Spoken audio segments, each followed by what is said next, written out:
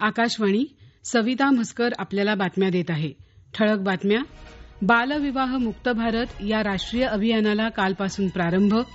महाराष्ट्रात नवीन मुख्यमंत्र्यांचं नाव अद्याप जाहीर नाही, मात्र भाजपच्या वरिष्ठ नेतृत्वाचा निर्णय मान्य करण्याची शिवसेना नेते एकनाथ शिंदे यांची ग्वाही. हेमंत सोरेन चौथ्यांदा झारखंडच्या मुख्यमंत्रीपदाची आज शपथ घेणार. जसप्रीत बुमराह आयसीसी कसोटी गोलंदाजांच्या क्रमवारीत पुन्हा अव्वल स्थानी.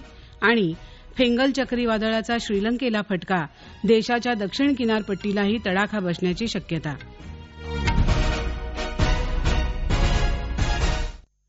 आता सविस्तर बातम्या. बालविवाह मुक्त भारत या राष्ट्रीय अभियानाची केंद्र सरकारनं काल नवी दिल्लीत सुरुवात केली. भारताला बालविवाह मुक्त राष्ट्र बनवणं हा या मोहिमेचा प्राथमिक उद्देश आहे. सरकारनं ही मोहीम केंद्रित पद्धतीनं राबवण्यासाठी 130 जिल्हे निश्चित केले असल्याचं महिला आणि बालविकास मंत्री अन्नपूर्णा देवी यांनी या मोहिमेचा शुभारंभ करताना सांगितलं.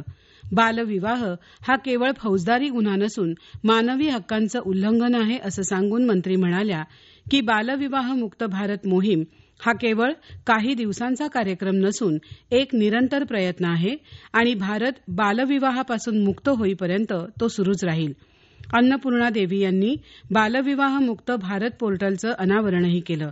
जागरूकता वाढवणं, बालविवाह रोखणं आणि बालविवाहाच्या घटनांची प्रभावीपणे नोंद करणं याद्वारे मोहिमेला पाठिंबा देण्यासाठी हे ऑनलाईन व्यासपीठ विकसित करण्यात आलं आहे. पंतप्रधान नरेंद्र मोदी यांनी तरुणाईला विकसित भारत युवा नेतृत्व संवाद या प्रश्नमंजुषेत सहभागी होण्याचं आवाहन केलं आहे. विकसित भारत ही स्पर्धा 4 टप्प्यात होणार असून त्यात 15 ते 29 वयोगटातल्या व्यक्तीला भाग घेता येईल.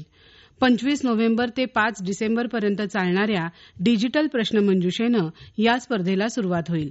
आपल्या नाविन्यपूर्ण कल्पना सरकारपर्यंत पोहोचवण्यासाठी युवकांना मिळणारी ही मोठी संधी आहे असं पंतप्रधानांनी आपल्या समाजमाध्यमांवरील संदेशात म्हटलं आहे.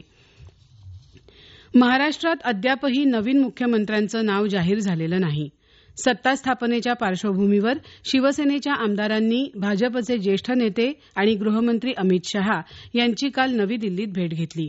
मात्र या बैठकीत सत्ता स्थापनेबाबत चर्चा झाली नसल्याचं शिवसेनेचे नेते केंद्रीय मंत्री प्रतापराव जाधव यांनी बैठकीनंतर पत्रकारांना सांगितलं. भाजपचं वरिष्ठ नेतृत्व अर्थात पंतप्रधान नरेंद्र मोदी आणि गृहमंत्री अमित शहा जो निर्णय घेतील तो आम्हाला पूर्णपणे मान्य असेल असं मुख्यमंत्री एकनाथ शिंदे यांनी काल ठाण्यात पत्रकारांशी बोलताना स्पष्ट केलं. तर पक्षश्रेष्ठींसोबत चर्चेद्वारे सर्व निर्णय घेतले जातील असं उपमुख्यमंत्री देवेंद्र फडणवीस यांनी नागपूर इथं माध्यमांशी बोलताना सांगितलं. राष्ट्रवादी काँग्रेसचे नेते अजित पवारही दिल्लीत दाखल झाले असून सत्ता स्थापनेबद्दल खेळीमेळीनं निर्णय घेण्यात येईल अशी ग्वाही पवार यांनी दिली. महायुतीच्या घटक पक्षांच्या नेत्यांची आज अमित शहा यांच्याबरोबर संयुक्त बैठक होणार असून त्यानंतर सरकार स्थापनेबद्दल चित्र स्पष्ट होण्याची अपेक्षा आहे. दरम्यान निवडणुका ईव्हीएम मशीनवर न घेता मतपत्रिकेवर घ्याव्यात या प्रमुख मागणीसाठी काँग्रेस पक्षाकडून सह्यांची मोहीम राबवली जाणार आहे. काँग्रेस पक्षाच्या नवनिर्वाचित आमदारांची काल मुंबईत बैठक झाली. पक्षाचे सर्व निर्णय घेण्याचे अधिकार काँग्रेसचे अध्यक्ष मल्लिकार्जुन खरगे यांना देण्यात आल्याचं बैठकीनंतर सांगण्यात आलं. तर निवडणुकीत हरल्यानंतर ईव्हीएमला जबाबदार धरून काँग्रेस जनादेशाचा अनादर करत असल्याची टीका भाजपचे प्रवक्ता संबित पात्रा यांनी काल नवी दिल्लीत केली. अदानी उद्योग समूहाच्या लाचखोरीचं प्रकरण आणि अन्य विविध मुद्द्यांवरून विरोधकांनी केलेल्या गदारोळामुळे संसदेच्या दोन्ही सभागृहांचं कामकाज काल दिवसभरासाठी तहकूब करण्यात आलं. लोकसभेचं कामकाज सुरू झाल्यानंतर सभागृहात अदानी प्रकरण तसंच उत्तर प्रदेश आणि मणिपूरमधला हिंसाचार या मुद्द्यांवरून गदारोळ झाला. लोकसभेचे सभापती ओम बिर्ला यांनी सदस्यांनी सभागृहाचे शिष्टाचार आणि प्रतिष्ठा राखण्याची वारंवार विनंती केली. मात्र विरोधकांनी घोषणाबाजी सुरूच ठेवल्यामुळे सभागृहाचं कामकाज आधी दुपारी 12 वाजेपर्यंत आणि त्यानंतर दिवसभरासाठी तहकूब करण्यात आलं. राज्यसभेत सभागृहाचं कामकाज सुरू झाल्यानंतर अध्यक्ष जगदीप धनखड यांनी अदानी लाचखोरी प्रकरण तसंच उत्तर प्रदेशातल्या संभल आणि मणिपूर हिंसाचार प्रकरणी विरोधकांनी मांडलेला स्थगन प्रस्ताव फेटाळला. त्यांनी सदस्यांना चर्चा करून सभागृहाचं कामकाज सुरू ठेवण्याचं आवाहन केलं. मात्र गोंधळ सुरूच राहिल्यानं राज्यसभेचं कामकाज प्रथम 11:30 वाजेपर्यंत आणि नंतर दिवसभरासाठी तहकूब करण्यात आलं. दरम्यान उद्योगपती गौतम अदानी यांना अटक करण्याची मागणी लोकसभेतले विरोधी पक्षनेते राहुल गांधी यांनी केली आहे. हे राष्ट्रीय बातमीपत्र आपण आकाशवाणीच्या पुणे केंद्रावरून ऐकत आहात. झारखंड मुक्ती मोर्चाचे नेते हेमंत सोरेन आज झारखंडचे नवनिर्वाचित मुख्यमंत्री म्हणून चौथ्यांदा मुख्यमंत्रीपदाची शपथ घेणार आहेत. आज संध्याकाळी रांची इथे होणाऱ्या शपथविधी समारंभात राज्यपाल संतोष कुमार गंगवार सोरेन यांना पद आणि गोपनीयतेची शपथ देतील. काँग्रेस अध्यक्ष मल्लिकार्जुन खरगे, लोकसभेतील विरोधी पक्षनेते राहुल गांधी, पश्चिम बंगालच्या मुख्यमंत्री ममता बॅनर्जी, दिल्लीचे माजी मुख्यमंत्री अरविंद केजरीवाल यांच्यासह मेघालय, पंजाब आणि हिमाचल प्रदेशचे मुख्यमंत्री देखील या समारंभाला उपस्थित राहण्याची शक्यता आहे. गोव्यात सुरू असलेल्या 55व्या आंतरराष्ट्रीय चित्रपट महोत्सव अर्थात इफ्फीचा आज समारोप होणार आहे. काल झालेल्या Lata Mangeshkar memorial talk musical theatre in India या कार्यक्रमात प्रसिद्ध संगीतकार A.R. रेहमान यांनी सहभाग घेतला. तसंच काल देशी विदेशी मिळून एकंदर 75 चित्रपटांचं प्रदर्शन करण्यात आलं. आज गोल्डन पिकॉक पुरस्कारासहित अन्य पुरस्कारांची घोषणा होणं अपेक्षित आहे. समाज माध्यमं आणि OTT प्लॅटफॉर्मवर प्रसारित होणारा अश्लील मजकूर रोखण्यासाठी सध्याचे कायदे आणखी मजबूत आणि कठोर करण्याची आवश्यकता असल्याचं प्रतिपादन केंद्रीय माहिती आणि प्रसारण मंत्री अश्विनी वैष्णव यांनी केलं आहे. ते काल लोकसभेत पुरवणी प्रश्नांना उत्तर देत होते. आपल्या देशाची संस्कृती आणि हे प्लॅटफॉर्म जिथून आले आहेत त्या देशात खूप फरक आहे. त्यामुळे संसदेच्या संबंधित स्थायी समितीनं हा मुद्दा उचलून धरावा आणि त्यासाठी कठोर कायदे करावेत अशी मागणी त्यांनी केली.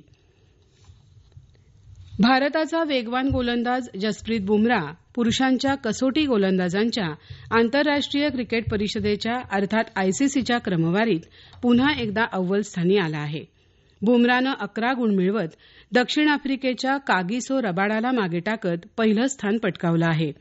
पर्थमध्ये नुकत्याच झालेल्या ऑस्ट्रेलियाविरुद्धच्या पहिल्या कसोटीत त्यानं केलेल्या चमकदार कामगिरीमुळे त्याला अव्वल मानांकन मिळण्यास मदत झाली. बंगालच्या उपसागरात नैऋत्य दिशेला निर्माण झालेल्या फेंगल या चक्रीवादळाचा श्रीलंकेला फटका बसला असून चक्रीवादळामुळे आतापर्यंत 4 जण मृत्युमुखी पडले आहेत. चक्रीवादळामुळे प्रभावित झालेल्या भागात श्रीलंकेची नौदल आणि हवाई दलाची पथकं मदतकार्य करत आहेत. नैऋत्य बंगालच्या उपसागरात श्रीलंकेच्या उत्तर किनाऱ्याजवळ कमी दाबाचा पट्टा तयार झाला असल्यामुळे येत्या शनिवारपर्यंत तमिळनाडू, पुद्दुचेरी आणि आंध्र प्रदेशच्या किनारी भागात अतिवृष्टीची शक्यता हवामान विभागानं वर्तवली आहे. या कमी दाबाच्या पट्ट्याचं चक्रीवादळात रूपांतर होण्याची शक्यता असल्याचं हवामान खात्याचे महासंचालक मृत्युंजय मोहापात्रा यांनी सांगितलं. हे चक्रीवादळ शनिवारी सकाळच्या सुमारास उत्तर तामिळनाडू किनारपट्टीजवळ पोहोचेल असा अंदाज हवामान विभागानं वर्तवला आहे. मच्छीमारांनी बंगालच्या उपसागरात श्रीलंकेचा किनारा, तामिळनाडू, पुद्दुचेरी आणि दक्षिण आंध्र प्रदेशच्या किनारपट्टीवर जाऊ नये असा इशारा हवामान खात्यानं दिला आहे. संभाव्य चक्रीवादळाच्या पार्श्वभूमीवर तामिळनाडूचे मुख्यमंत्री M.K. स्टॅलिन यांनी काल जिल्हाधिकारी आणि अधिकाऱ्यांसोबत बैठक घेऊन राज्यातील खबरदारीच्या उपायांचा आढावा घेतला.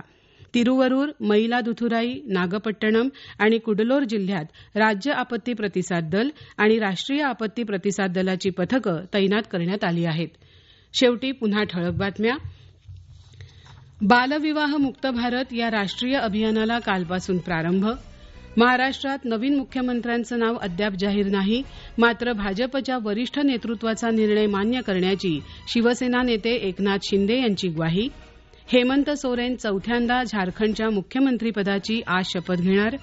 जसप्रीत बुमराह ICC कसोटी गोलंदाजांच्या क्रमवारीत पुन्हा अव्वल स्थानी. आणि फेंगल चक्रीवादळाचा श्रीलंकेला फटका, देशाच्या दक्षिण किनारपट्टीलाही तडाखा बसण्याची शक्यता. याबरोबरच हे राष्ट्रीय बातमीपत्र संपलं. नमस्कार.